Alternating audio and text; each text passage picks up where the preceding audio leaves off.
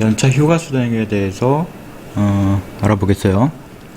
우리가 연차를 쓰는데 연차를 만약에 쓰지 않게 쓰지 않게 되면은 연차 휴가 수당을 주게 되죠.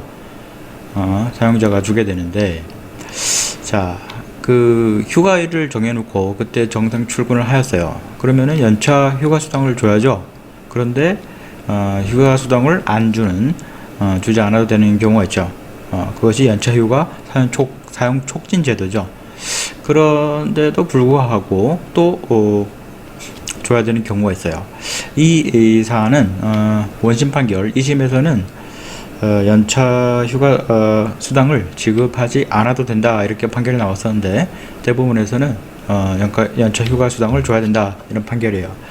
이 사건은 이제 퇴직금 등 청구해서 이렇게 돼 있죠. 그래서 퇴직을 하고 나서 퇴직금 플러스 연차 휴가 수당을 청구를 한 거예요.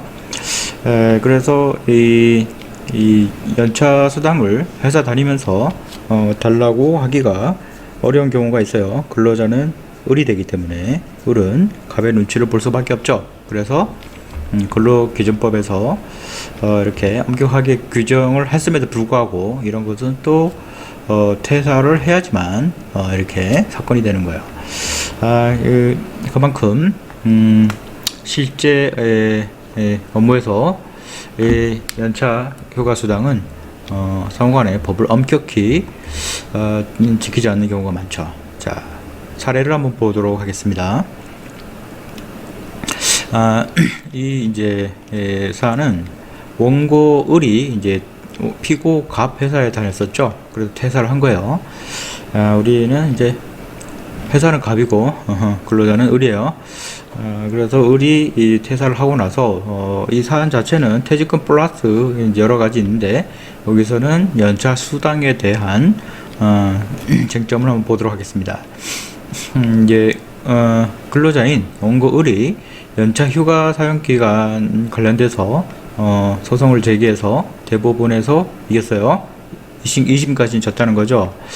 자, 어떤 일이 있었냐면 피고 갑은 갑 회사죠. 원고 을의 2016년 연차 휴가 사용 관련해서 연차 휴가 사용 촉진 제도를 이렇게 썼다는 거죠. 이렇게 활용을 했다는 거예요. 서면 촉구하고 막 이렇게 했다는 건데, 문제는 어떻게 발생이 됐냐면 을이 근로자가 연차 휴가 사용 계획서를 제출하고 연차를 써야 되는 그 시점에 미국 출장도 갔다 오고 정상적으로 출근했다는 거죠.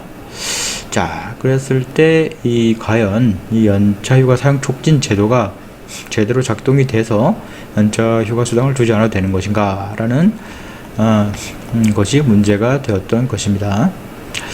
자, 우선은 이 규정을 보면서 이 연차휴가 수당 사용 촉진 제도가 어떻게 작동하고 있는지를 알 필요가 있습니다. 이 사건은 2016년도에 있었던 사건이니까 관련된 2017년도 개정되기 전 법률 조항으로 살펴볼 건데, 현행은 좀 바뀌었지만 큰 틀은 비슷하기 때문에 이 내용을 한번 보도록 하겠어요. 자, 연차 휴가 사용 촉진 제도라는 게 있어요. 이것은 뭐냐면 연차 휴가를 우리가 연차를 가게 되면은 쓰게 되면은 이제 유급휴가이기 때문에 월급을 그대로 받는데 휴가를 안 쓰고 이제 나와서 일을 하게 되면은 어떻게 돼요? 연차 수당으로 돈을 받죠. 사람마다 달라요. 어떤 사람들은 휴가를 가고자 하는 사람도 많고, 어떤 사람들은 그냥 일을 하고 돈을 받기를 원하죠. 근데 사용자 입장에서는 또 돈을 주기가 좀 그런 거예요. 부담이 되는 거예요. 그래서 연차를 썼으면 좋겠다 이런 사용자들도 있죠. 이런 기업에서는 연차휴가 사용 촉진 제도를 활용을 해서 계속 사용을 해라 이렇게 하면서 사용을 안 하게 되면 그 연차 수당을 안 주게 되는 그런 제도가 근로기준법에 들어와 있는 거예요. 자, 이 내용 연차휴가 사용 촉진 제도라는 것은 바로 연차휴가를 사용할 수 있게 된 날로부터 1년의 기간이 끝나기 6개월 전, 가령 이제 1월 1일부터 12월 30일까지다 이렇게 해계연도를 보면은 6개월 전이니까 7월 1일이죠. 12월 30일에서 그 전 기준으로 10일 이내, 그러면 7월 10일 이내 근로자별로 사용하지 않은 휴가 일수를 알려주고 근로자가 그 사용 시기를 정하도록 사용자에게 통보하도록 사용자에게 통보하도록 서면 촉구해야 된다. 이런 1차적인 서면 촉구 통보를 해야 돼요. 사용자가 이 보상 의무를 면제받기 위해서는 여기 1차 촉구를 하죠.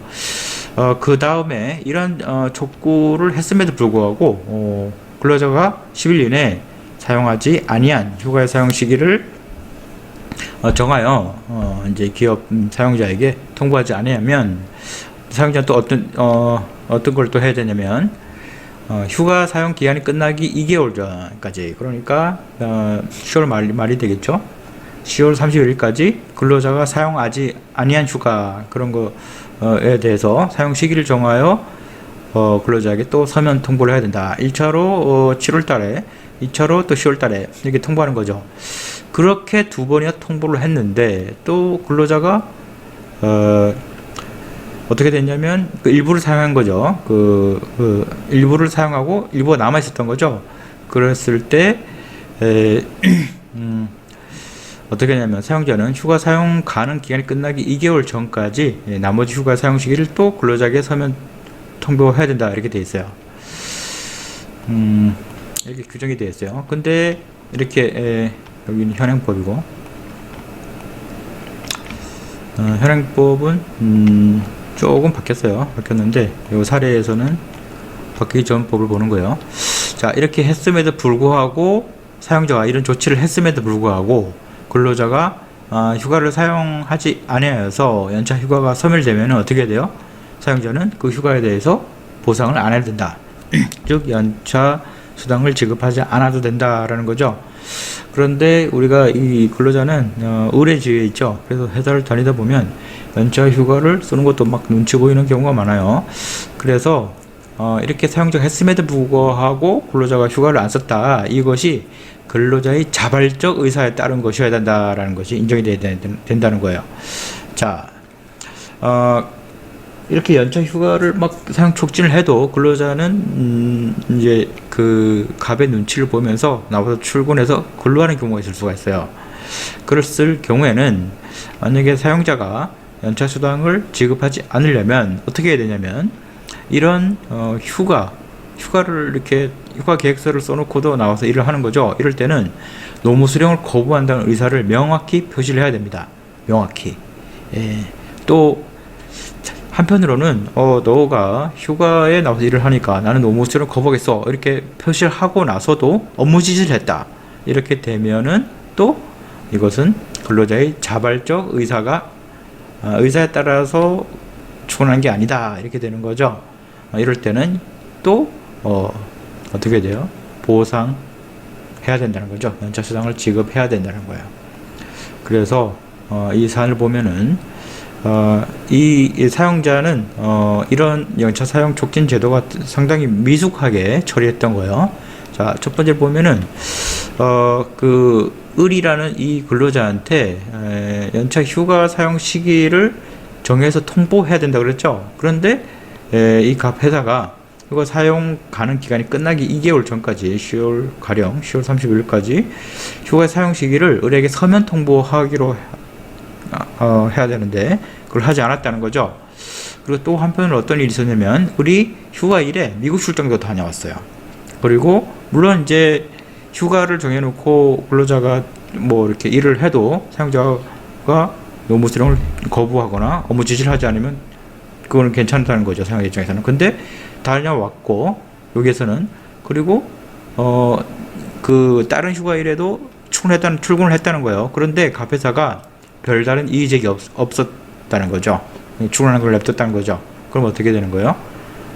물론 연차 휴가 사용 계획서가 작성이 되어 있을지라도 이것은 형식적인 것이고 실제로 근로자의 자발적 의사에 따라서 휴가를 사용하지 않은 게 아니다라는 것이죠. 그래서 이런 경우에는 각 회사는 을에게 연차 휴가 수당을 지급해야 된다 이렇게 판결이 난 거예요. 이 원심에서는 이렇게 반대로 판시를 한 거예요. 근데 대법원에서 바로잡아줬던 이러한 사안이라고 하겠습니다.